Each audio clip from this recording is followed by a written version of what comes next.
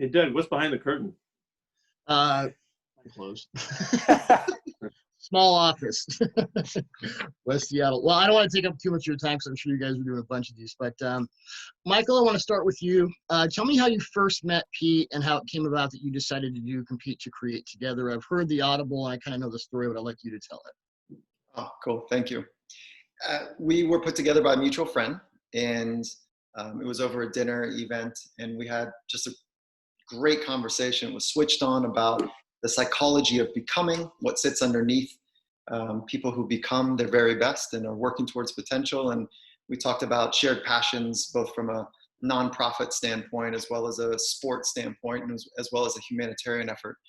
And then at the end of that conversation, Pete says, "Hey, why don't you come up and see what we're doing? See what see what I'm working on building or what we're working on up in Seattle." And I took him up on the offer, and I'll tell you, I'd been in pro sport before, and it was fundamentally different.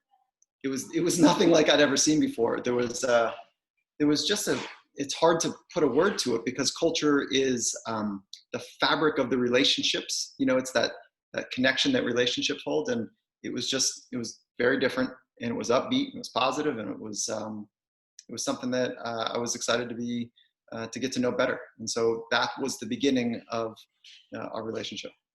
Pete, you had to really lean in and all into this to make it work. What about Michael made that an easy? I mean, because you probably get pitches all the time. What was different about Michael that made this an easy decision? Yeah, it's true. I had heard from a lot of guys over the years, back in college and for a long time back. And when Mike and I started communicating and talking and making sense, it just fit, and I was really hopeful that that's when Mike came up, I was really hopeful that we could start a relationship that might work out for both of us, and so we're very open to it and just kind of found that there was real common ground in our background and the things that we believed in. And really, like Mike would say to you, I kind of come from a humanistic psychology background, and Mike, is totally well versed and understands all that stuff as well as everything else he worked at, which really made sense to me and helped me, find my way. And so he's helped me make sense of a lot of things that I was doing all along that I didn't know how to call it. I didn't know what they were or what the principles were. I was just doing it. And so through the process, that's how we got to C2C. We came all the way to creating a company that we would help people on outside of our program too, if they're interested. And we found a lot of following in that. You mentioned the humanistic background. I mean, you told me that I think you had a term paper on Maslow and self-actualization. So you've been deep into that for a long time. How much of the humanistic side comes into coaching? And I mean, how much of it is just football, but really so much of it is human relations and teaching. And it's more than just, brown, right, sprint, right option. You really have to connect with these people. You have to bring them in. Yeah, I think so. I think it's why we embrace the entire individual, as we go through the program, and then to try to help them develop and find their best and put everything in line with being fully what they're capable of becoming. And so, it's as Mike said, the discussion started on becoming, and it's still there now. It doesn't matter what sport you're playing or what you're doing, whether you're working or being a family man or whatever. I think it's all the same in that you have a chance to find your best, and in our world, we're going to try to help you find your way and get there. And I think Mike's in connection with specifically the performance aspect of things and what it takes to get your body and your mind all together has been so instrumental. And it's always been there. It's just we just have not always been able to develop it and teach it and develop our skills. And Mike's great at doing that. In Compete to Create, Pete, you both talk about developing a philosophy, and Pete, your example is always compete, which you've talked about for a long time. I'd like to ask you to expand on that because it goes beyond a buzzword, but it's hard to amplify that in just 2 words. What does always compete mean to you in a larger sense? Yeah, it's about striving. It's just, the compete word is really, to me, is about striving. And so if you're always striving to be whatever you're capable of being, if you're striving to find your best way, then that's where the compete word, can sometimes mislead somebody. But the thought of it is that you're always in process, that the process is what's most important. It's not actually getting there necessarily, because, who's ever gets to be the best you've ever been? I don't know. So a few of them have, but most of us are trying to figure our way in that direction. Uh-oh. And so no, it's okay. Somebody called me. So, you know, that's really, it's really what it is about. And it's about helping others find their way, you know, and becoming fully what they're capable of being. And that's really been an exciting thing, that even though it's always compete, it's a pretty simple way of saying it. It helped me because I'm pretty simple anyway. So, you know, if I'm a competitor, then I want to always compete. And then the central theme of the program is competition. And I'm going to be able to create a theme out of that makes sense to other people that I can direct them. That's what happened. That's what came to be. Michael, you talked near the end of chapter 3 of the Audible about developing optimism and how it's easier now because we as a set of societies are kind of further away from a constant worry about absolute survival than we have been. And that's changed entirely in the last few months, because you talk about being eaten by tigers, and we're all kind of being eaten by tigers right now. How have you each found, both of you in your different disciplines, how have you each found that challenging to maintain that kind of relentless optimism that's developed and trained in the face of an epidemic the likes of which we've never seen in our lifetimes? Because it you know, Michael, it takes us back to, as you said, being eaten by tigers. Maybe Michael, you go first. Sure, thank you. So optimism, let's just define it first. Optimism is the fundamental belief that the future is going to work out. And it's a trained skill. So the lenses that you see the world through is trainable. And essentially, I want to talk about a nuance between our brain and our mind. Our brain's dictum is to survive. It's to manipulate the environment to move in such a way for survival, to give us our best chance. And it's a meaning-making machine based on our experiences. And so that's the dictum of the brain, is to survive. The software that is running that hardware is our mind. And optimism or pessimism is one of the keyholes, right? It's one of the key ingredients for we believe, a robust software. And so what does optimism do? It's the ability to look at any situation, especially the hard ones, if you're skilled at optimism, and say, okay, if I can navigate with my partners in the process, and sometimes by myself, but if I can navigate this, something good's going to work out. And then the thing that we hope is going to work out is a flourishing for others. That's essentially what this book and our program is built on, is to help others flourish. And it first begins with your approach in life, based on your principles, that we want to help you discover what those principles are that are foundational to you. And then to develop the mental skills to be able to navigate emotionally challenging environments. So if you just have the principles but don't have the mental skills, it's good, but then there's going to be some sticky points, right? If you just had mental skills but weren't anchored to core principles, then we end up running quite thin. And so this is the balance between the two, and optimism sits right at the center of staying in difficult environments, because you believe that if you can stay in it long enough, it's going to work out. So how do you, in a situation like this, which is unprecedented in our lifetimes, how do you do that? Because it sounds good, and I mean, I agree with it, but you know, the skeptic might say it sounds good, but come on, look at this. Oh, it doesn't. So let's talk about naive optimism. Naive optimism is the belief it's going to work out in the face of contrary evidence, in the face of not actually doing the work.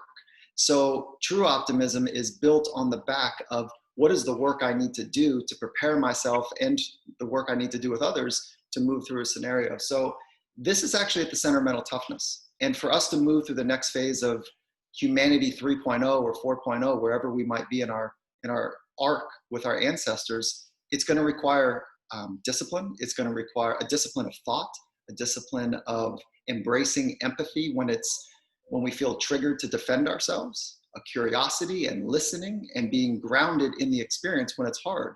And remember, our brain wants to pop us out. It wants us to be a cynic and protect ourselves, where what we're suggesting is to stay in the hard conversations, to be a great empathetic listener and a compassionate doer. And to do that from a position of strength by embracing the fragility and the strength of all people around us, to go to version 5.0, wherever we might be. And wear a mask, ding, ding. Pete, how has this affected you just as a person, as a coach? You're talking to players, you're trying to get a season rolling. There's so much uncertainty. Kind of, where are you with all this? Yeah, I'm in full on mode, really, Doug. This is the time I'm battling. I'm battling to understand all of the information that's out there, so that we can make the right choices and decisions to protect everybody and keep everybody safe, and do the right things, you know, and not be clouded by the the mission so much of what we're doing on a regular basis to keep our guys where they're healthy and they're well and we're moving forward and we're looking after them in the best way possible. So how's it affected me? I'm on. This is not a normal summer. This is not the break time that we that we always enjoy. And part of it is the uncertainty out there too. That uncertainty causes some disruption and discomfort and all that, unless you know it's going to work out. And if you said, oh, hey, how are we going to, we're going to make it through these hard times. Well, it's going to end eventually, and we're going to get through it. And unfortunately, the hit we're taking is so enormous, but we will find our way to the other end of this. And that's optimism, or I like to think it's real, that there's going to be vaccines, and there's going to be times when we put this stuff behind us, and we'll be better for it. With really good leadership, it would help, and all that.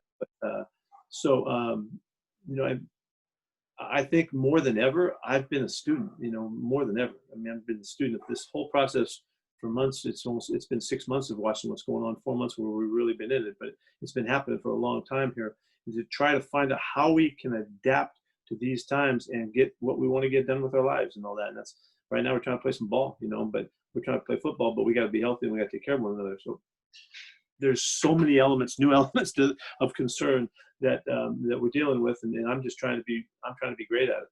Really, I want to be the best there is at doing it, and help our guys do this better than anybody could ever have imagined. And we killed it during the Zoom period, during the off season, in a way I couldn't envision that it would go as well as it did. It went great, and we accomplished a lot. We're smarter than we've ever been. Well, the transition that we make now will be huge, but who would have thought we could come out of the off season and say, wow, this was an extraordinary off season, and learning and teaching and concepts. And then all of the social stuff that we dealt with and the personal stuff we've dealt with has just been so challenging, but necessary. And hopefully we're going to really make a turn here that's going to be extraordinary and all that. So there's so much happening, even though we've been sitting at home. It's amazing. It's amazing. Well, the social stuff, I want to thank you for the segue. I've covered your locker rooms in Seattle since you came here in 2010, and you've never been afraid to draft and sign players who are what I would call intelligently outspoken. Sherm and Bennett would be two really good examples.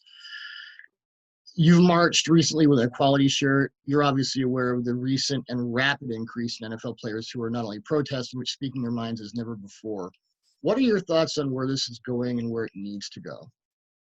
Well, this is time for transformation. This is that time, Doug. There's been moments in the past. There's been an ongoing enormous moment throughout our entire lives that we have not answered the call to, and now we have to do this. And so, the necessity of the moment has to be supported by the love and the vision of moving forward and taking care of areas that we've been wrong over in our past.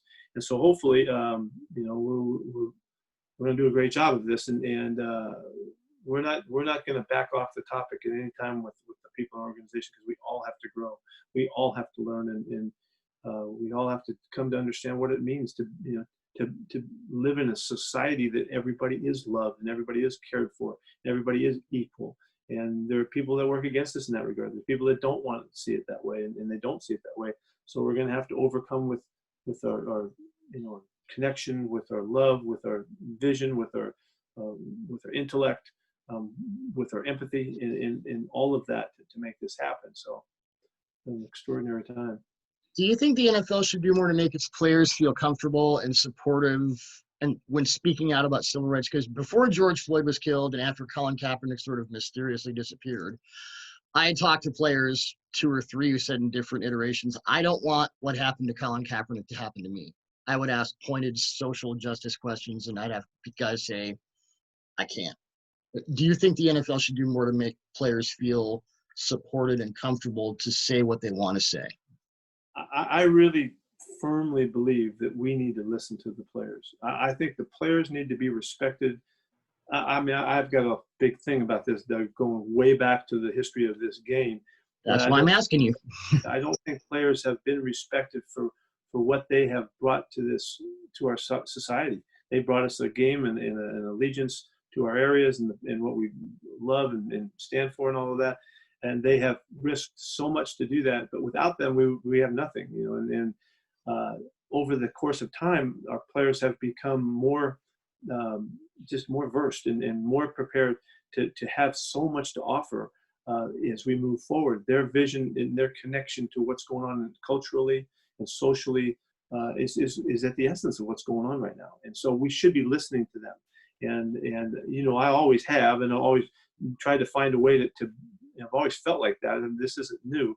So, but it's more important now than ever, because there's a lot of white guys that don't know what they need to know right now, and there's a lot to be learned, and there's a lot to understand. And there's a lot. Our history has not, not worked properly for us to understand the real truth and reality of what's going on in the world of minority groups and people that deserve the consideration and the love that everybody does. And so hopefully, through listening and positioning our players to speak, that they've got to find their voice too in this, so that their voice can be constructive and productive and all of that, which they want to, and they will if we give them enough chance. And so it's challenging. It's challenging for leaderships to give the voice to the people, and it's supposed to be that way in our society, but it's challenging, and most of those on top try to control it, and they try to manage it so that they get what they want out of it. That's not what I'm seeing here. I think it'll work, and it'll work to our betterment if the players do have the voice and they do have the leadership opportunity, and we follow along with them. They're going to help us go where we need to go, particularly now. 75% of our league is black players, and they deserve, and they have the wisdom that's necessary for us to learn from. Without understanding their story, we don't understand what's going on in the world. And I'm talking about as white people, and we have to position them to speak and teach us. It's like you're reading my questions. Thanks again for the segue. 75% roster population is black, 3 black head coaches, 2 black GMs. How do we get from where we are? Because it used to be 8, and there was that, quote unquote Black Monday a couple of years ago, and none of those guys were replaced by other black coaches. How do we get from where we are to where we need to be? One step at a time. One step at a time. We have to do it for all of the right reasons. We've got to recognize the representation that needs to be so that the league can be at its best. Our black players need to have black coaches to help them understand stuff, as well as the white coaches. We need the mix of all people to bring around the right message that represents. And we just do it one step at a time by hiring guys one step at a time and fill those spots up with real concern and earnest that it's necessary to be done. Gentlemen, thank you both so much for doing this. Really appreciate it. Stay safe out there. All right, Doug, you too. Thanks. Thank you, Doug. Hope to see you soon, Pete. All right. We will. Thank you, Doug.